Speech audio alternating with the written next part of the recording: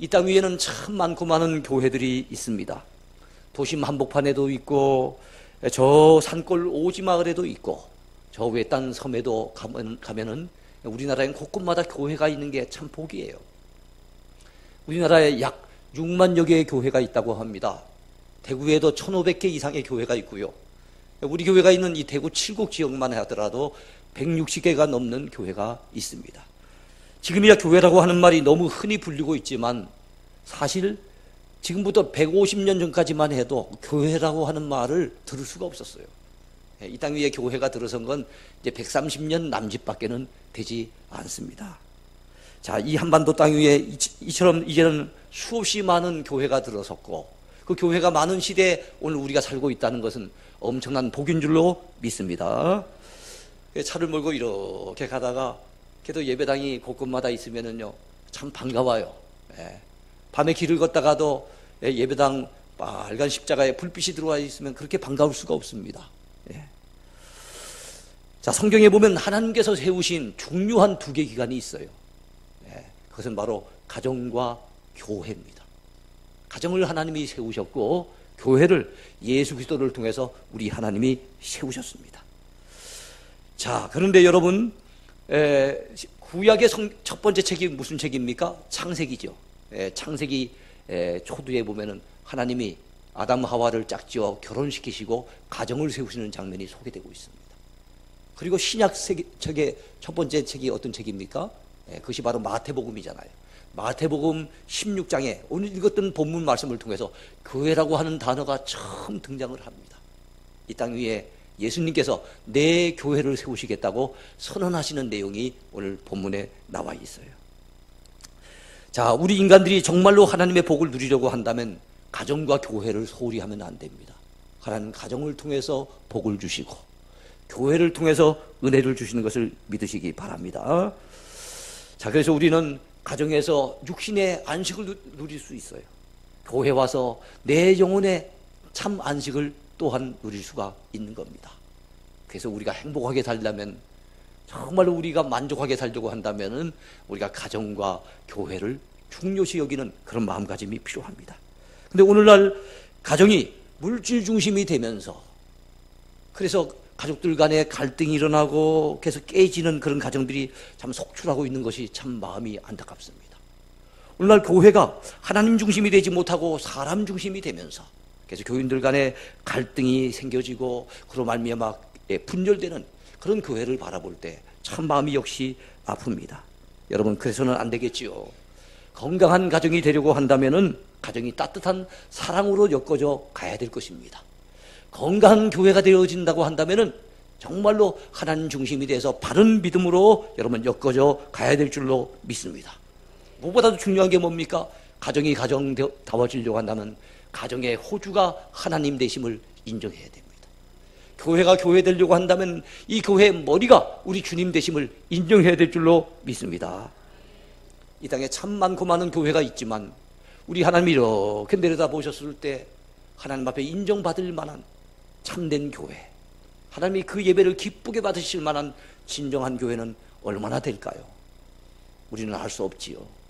다만 우리가 섬기는 우리 이 동행교회가 하나님 앞에 인정받는 교회가 되기를 소망합니다.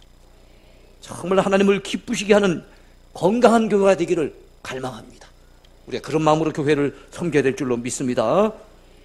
자, 오늘 먼저 생각해 볼 제목입니다. 주님이 세우신 교회. 교회는 누가 세우셨다고요? 주님이 세우신 교회라는 것을 오늘 본문을 통해서 배울 수가 있어요. 이 땅의 교회가 본격적으로 세워진 것은 사도행전에서 여러분이 아신 것처럼 오순절에 성령님이 강림해 오시잖아요. 그 성령 강림 사건 이후에 초대 예루살렘 교회가 세워지면서부터 교회가 확산되기 시작합니다. 그러나 여러분, 이 교회에 대해서 교회를 세우실 것을 미리 예고하시는 장면은 사도행전까지 가지 않아요.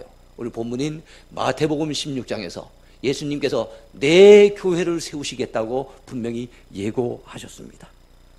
자, 오늘 18절에 뭐라고 말씀이 나와 있습니까?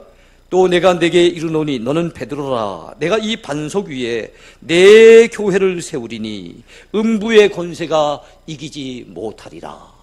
누구 교회를 세우겠다고요? 주님이 내 교회를 세우시겠다는 거예요. 누가 세우시겠다는 겁니까? 우리 주님이 세우시겠다는 겁니다. 주님이 세우신 교회니까 주님의 교회지요. 주님께 속한 교회니까 주님의 교회인 줄로 믿습니다. 그래서 이 땅에 교회가 세워질 때는 그 누군가 하나님이 사람을 들어 쓰세요. 그러나 여러분, 그 사람은 도구일 뿐이지 그 배후에서 역사하신 분은 주님이십니다. 우리 교회도 지금 개척한 지 24년이 되어졌습니다. 예. 그래서 우리가 주님의 도구로서 지금까지 쓰임받고 있습니다만은 우리 교회를 세우시고 우리 교회를 지금 움직여 나가시는 분은 우리 주님인 것을 여러분 믿으시기 바랍니다. 요한계시록 2장 1절 말씀에 보니까 우리 예수님이 이렇게 말씀하십니다. 7뼈를 붙잡고 7 금촛대 사이를 지나시는 분이라고 그렇게 묘사되고 있어요. 우리 주님이 어떤 분이라고요? 7 뼈를 붙잡고 계시는 분이라는 거예요. 7 금촛대 사이로 지나가신 분이라는 겁니다. 그러면서 7 뼈는 7 교회의 사자라고 얘기하고 7 금촛대는 7 교회를 상징한다고 말씀을 하고 있어요. 그렇다면 그 말씀 속에서 우리가 배울 수 있는 게 무엇입니까? 오늘날 많고 많은 교회 주의 종들이 세워져 있습니다만은 그 주의 종들을 붙들고 계신 분이 우리 주님이십니다. 네. 그리고 그 교회들 사이로 거닐고 계시고 그 교회를 운영하고 계신 분이 누구십니까? 우리 주님이신 것을 믿으시기 바랍니다. 그래요. 주님의 교회입니다. 주님이 세우신 주님의 교회예요. 우리가 교회를 생각할 때 적어도 3가지 정도의 생각은 우리가 가지고 있어야 됩니다. 그래서 여러분 한번 따라해 주시기 바랍니다. 이 동행교회는 내 교회입니다. 이 동행교회는 우리 교회입니다. 이 동행교회는 주님의 교회입니다. 여러분, 이 교회가 내 교회라고 하는 생각이 있어야만 책임감이 생긴다고요. 적어도 이 교회 들어오시면서 복도에 휴지 하나가 떨어졌을 때 그것을 줍는 분은, 그런 주인의식을 가지는 분은 이 교회가 내가 섬기는 내 교회인 것을 알고 있는 분이에요. 정말로 책임감을 느끼는 여러분 그런 주인의식을 가지고 교회를 섬겨야 될 줄로 믿습니다. 우리 동행교회는 각자 우리 내 교회입니다. 그런데 여러분, 너무 이 내 교회가 강조되어지다 보면은 아까도 말씀드렸지만 까딱 잘못하다가 기존에 오래된 분들이 어떻게 뭐 텃세를 부릴 수 있고 새로 오신 분들이 잘 적응을 못하고 정착이 안 되고 마음의 상처를 받을 수가 있어요. 그래서 우리 교회는 내 교회일 뿐만 아니라 우리 교회라고 하는 생각을 반드시 가져야 됩니다. 그래야만 협동심이 우러나오게 되는 겁니다. 우리 교회니까 서로 협력해서 마음을 같이 해서 같이 섬겨야 될 교회가 바로 우리 동행교회인 것입니다. 그러나 여러분, 본질적으로 궁극적으로는 이 교회는 주님이 세우신 주님의 교회입니다. 주님이 머리가 되시고 주님이 주인 되시는 주님의 교회입니다. 이 사실을 깨닫고 믿고 고백해야만 순종심이 우러나오는 거예요. 주님의 교회에 대해서 여러분 순종하고자 하는 마음, 충성하고자 하는 마음, 섬기고자 하는 마음이 생기게 되는 거죠. 여러분 잊어버리지 마시기 바랍니다. 이 동행교회는 내 교회이며 우리 교회이며 주님의 교회인 것을 믿으시기 바랍니다. 2번째 제목입니다. 바른 신앙의 반석 위에 세워져야 할 교회입니다. 바른 신앙의 반석 위에 세워져야 할 교회. 자, 개인의 신앙도 반석 위에 세워지지 않으면 모래성처럼 무너지게 됩니다. 교회 역시 반석 위에 세워지지 아니하면은 그리 오래가지 못해요. 무너질 수밖에 없어요. 약화될 수밖에 없습니다. 반석 위에 세운 집이 무너지지 않듯이 반석 위에 세워진 교회가 든든히 서게 되는 줄로 믿으시기 바랍니다. 근데 성경에 의하면 우리 교회는 어디 위에 세워져야 되겠습니까? 성경에 의하면 교회가 세워져야 될 반석은 고린도전서 10장 4절에 보니까 이 반석은 그리스도라 그랬어요.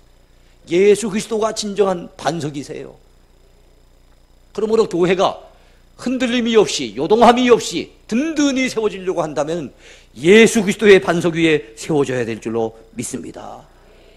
그래서 주님은 이 반석 위에 내 교회를 세우리니 라고 말씀하고 있어요. 근데 고린도 교회는 어떻습니까? 예수 그리스도 위에 세워지지 아니하고 그야말로 바울 위에 세우려고 했던 사람, 게바가 이 베드로입니다. 베드로 위에 세우려고 했던 사람, 아볼로 위에 세우려고 했던 사람, 이런 식으로 해서 4가지 그 당파가 나눠짐으로 인해서 고린도 교회가 얼마나 혼란을 겪었습니까? 그러면 안 돼. 교회는 누구파 하면서 분열돼서는 될 문제가 아닙니다. 교회는 오직 예수 그리스도의 반석 위에 세워져야 될 줄로 여러분 믿으시기 바랍니다. 교회가 예수 그리스도의 반석 위에 선다는 것은 달리 표현한다면 예수님을 믿는 바른 신앙 고백 위에 세워진다는 그런 의미예요. 오늘 본문으로 들어가 볼까요? 예수님께서 빌립보 가이사랴 지방에 이르셨어요. 그때 예수님께서 어떤 생각이신지 모르겠지만 사람 주변에 둘러 있는 그 제자들에게 물으십니다. 사람들이 인자를 누구라고 생각하느냐? 그랬더니 거기서 회중 가운데 들려오는 소리에 의하면은 죽은 세례 요한이 살아났다고 합니다. 저 선지 엘리야가 다시 나타났다고 합니다. 예레미야가 나타났다고 합니다. 선지자 중에 한 사람이라고 합니다. 어느 이야기도 예수님의 귀에 솔깃하게 들리는 얘기가 없어요. 그래서 예수님께서 폭 실망스럽지만은 제자들에게 다시 묻습니다. 너희들은 나를 누구라고 생각하느냐? 다른 사람들 말고 너희들은 나를 누구라고 생각하느냐? 여러분, 오늘 이 시간에 이 주님의 질문 앞에 여러분 자신이 한번 대답해 보시기 바라요. 다른 사람 말고 여러분은 주님을 누구라고 생각하십니까? 그때 베드로가 나서면서 대답합니다. 주는 그리스도시요 살아계신 하나님의 아들이시니이다 라고 고백해요. 그리스도란 말은 구약으로 친다면 메시아입니다. 하나님이 우리 위해 보내주신 구세주입니다. 주님은 하나님이 보내주신 구세주시요 살아계신 하나님의 아들이십니다 라고 고백했다는 거예요.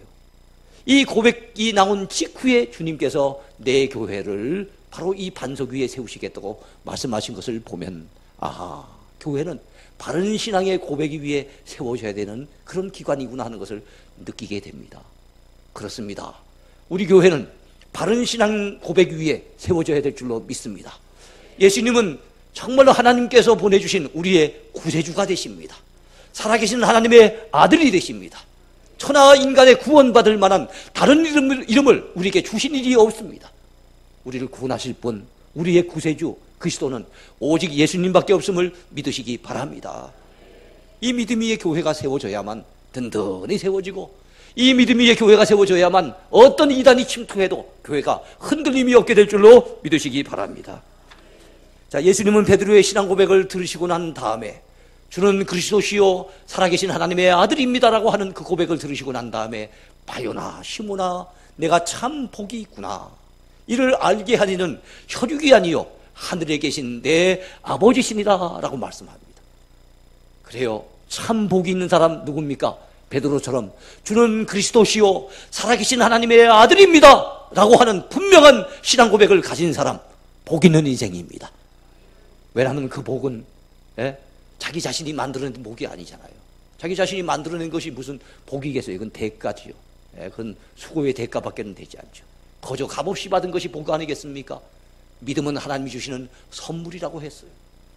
내가 예수님이 하나님의 아들인 것이, 내가 예수님이 나의 구세주인 것이 믿어지게 된다면 그 믿음은 하나님이 주신 것입니다.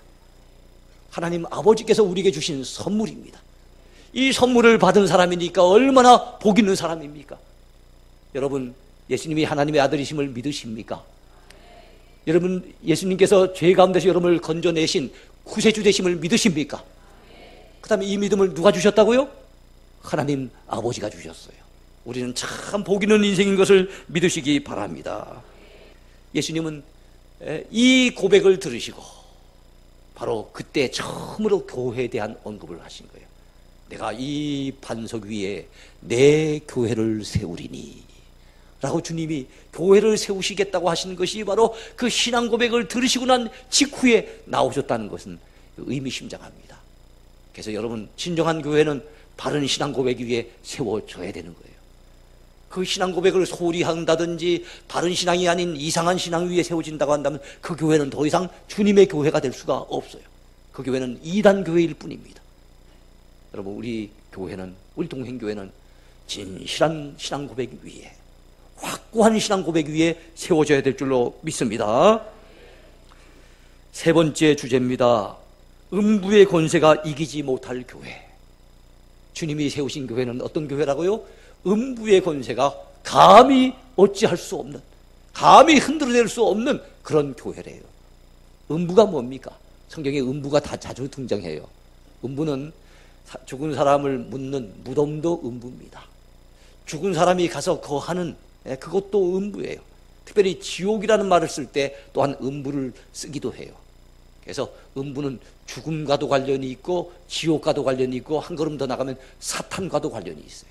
그래서 음부의 권세가 해하지 못한다는 것은 사망의 권세가 건드리지 못하고 흑암의 권세가 건드리지 못하고 사탄의 권세가 감히 해치지 못한다는 그런 의미가 있는 겁니다. 무엇을요? 주님이 세우신 교회를, 반석 위에 세워진 교회를 음부의 권세가 감히 흔들지 못한다는 것을 여러분 믿으시기 바랍니다. 여러분, 왜 이 교회가 흔들림이 없을 수 있습니까? 왜 감히 음부의 권세가 흔들지 못합니까? 그것은 주님이 세우신 교회이기 때문입니다. 주님이 돌보시는 교회이기 때문입니다. 주님이 붙잡고 계시는 교회이기 때문에 그렇습니다. 주님은 말씀하셨어요. 내가 너희를 떠나지도 아니하고 버리지도 아니하리라. 볼지어다 세상 끝날까지 내가 너희와 항상 함께 있으리라 그랬어요. 주의 백성들을 주님은 떠나지 않으세요. 세상 끝날까지 항상 여러분 동행하시는 것을 믿으시기 바랍니다. 물론 말세가 가까워질수록 악한 마귀는 두루 다니며 삼킬 자를 찾을 겁니다.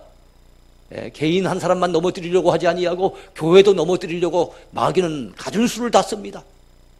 그러나 교회가 쉽사리 호락호락하게 넘어가지 않아요. 왜 그렇습니까? 주님이 붙들고 계시기 때문입니다. 그 주님은 세상을 이기신 주님이세요. 그래요, 우리 주님은 세상을 이기셨어요. 사탄 마귀가 예수님 넘어뜨리려고 시험하고 달라들었지만은 예수님을 시험하지 못하고 결국에는 넘어뜨리지 못하고 물러가 버렸어요.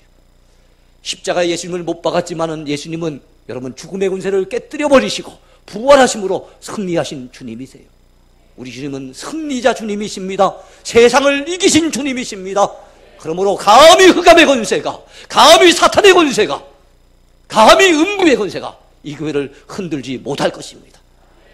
이단들은 잠시 반짝거리면서 굉장히 기승을 부리는 것 같지만은 그들 교주가 죽으면 또 약화되고 쓰러져 가고 그건 유행병처럼 번질지 모르겠지만은 물론 주님이 재림에 오실까지 그 한 또 이단이 약화되면 또 새로운 이단이 일어나고 정말로 온갖 이단들이 많이 생기겠지만 그러나 주님의 교회는 여러분 흔들림이 없도록 주님이 붙잡아 주실 것입니다.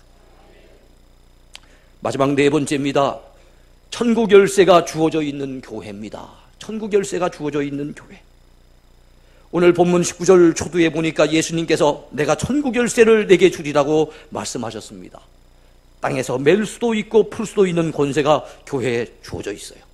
천국 문을 여는 열쇠가 교회에 주어져 있습니다. 교회에 천국 문을 여는 열쇠가 주어져 있다는 것은 교회에게 주어진 특권이며 영광입니다. 그렇다면 여러분 천국 문을 우리가 어떻게 열 수가 있을까요? 한번 생각해 보세요. 실질적인 것을 말씀드린다면 첫 번째는 전도를 통해서 천국 문을 열 수가 있어요. 여러분 우리가 전도해서 한 영혼 한 영혼을 주님 품으로 이끌어 드리면은 어떻게 됩니까? 우리 하나님께서 천국 문을 여시고 그 영혼을 천국으로 이끌어 드릴 것을 확실히 믿습니다. 여러분 이 땅에서 영혼을 건져내서 구원해낼 수 있는 기관이 어디가 있어요? 동사무소에서 전도할까요? 시청에서 직원들이 나와서 전도하겠습니까? 불신자들이 전도할까요? 아니에요. 천사들이 내려와 전도합니까? 아닙니다. 예수 믿는 교회 공동체, 이 믿음의 공동체가 나가서 한 영혼 한 영혼 한 영혼이 천하보다 귀한 줄로 알고 열심히 전도하노라면 하늘문이 열립니다. 바로 하늘문을 여시고 하나님께서 그 모든 영혼들을 구원해 주실 것을 믿으시기 바랍니다. 또한 여러분 기도와 관련해서 이 하늘문을 여는 열쇠가 또 연관이 돼요. 우리가 기도하면은 하나님이 하늘문을 여시고 쌓을 곳이 없도록 복을 부어주십니다. 기도에 응답해 주십니다. 신령한 은혜와 복을 내려주십니다. 그래서 여러분 기도는 하늘문을 열 수 있는 열쇠예요. 그래 교회에 주어진 이 특권, 전도해서 영혼을 천국으로 이끌어드리는 그런 특권도 있고 기도하여 이 교회를 통해 기도하여 여러분 하늘문이 열려서 하늘의 그 신령한 은혜와 축복을 받아 누릴 수 있는 것이 또한 교회에 주어진 특권인 것을 믿으시기 바랍니다. 하나님의 집인 교회는 만민이 기도하는 집입니다. 저는 지난 8월에 아프리카 케냐와 우간다에 가서 거기서 4개 교회를 헌당을 하면서 그때 각 교회마다 나와서 이 간증하는 분들이 있었는데 그 간증하는 분들 중에 어떤 분들은 잊혀지질 않아요. 무드헤로 동행교회, 케냐에 있는 무드헤로 동행교회 갔을 때 한 여인이 나와서 이런 고백을 했습니다. 저는 예수 믿기 전에 질병으로 아이를 셋이나 잃었습니다. 그래서 마음에 상처가 많았고 참 절망했었는데 예수 믿고 난 이후에 하나님이 내게 복을 주셔서 제게 지금 자녀가 6이나 있습니다. 야, 셋을 잃어버렸는데 예수 믿고 난 다음에 6을 얻었다는 거예요. 그래요. 하나님을 찾는 백성들 하나님이 외면치 않으십니다. 하나님 앞에 엎드려 기도하는 백성들 하나님이 그 기도에 반드시 응답해 주십니다. 그 기도를 통해서 교회는 하늘 문을 열 수 있는 이 열쇠를 활용할 수 있으니 얼마나 귀한 일입니까? 여러분이 기도 많이 하셔서 기도할 때마다 응답을 많이 경험할 수 있게 되기를 축원해 드립니다. 이제 말씀을 맺습니다. 우리가 즐겨 부르는 복음성가 가운데 교회와 관련하여 그 가사가 마음에 퍽 와닿는 그런 구절이 있습니다. 우리에겐 소원이 하나 있네. 주님 다시 오실 그날까지 우리의 가슴에 새긴 주의 십자가 사랑, 나의 교회를 사랑케 되네.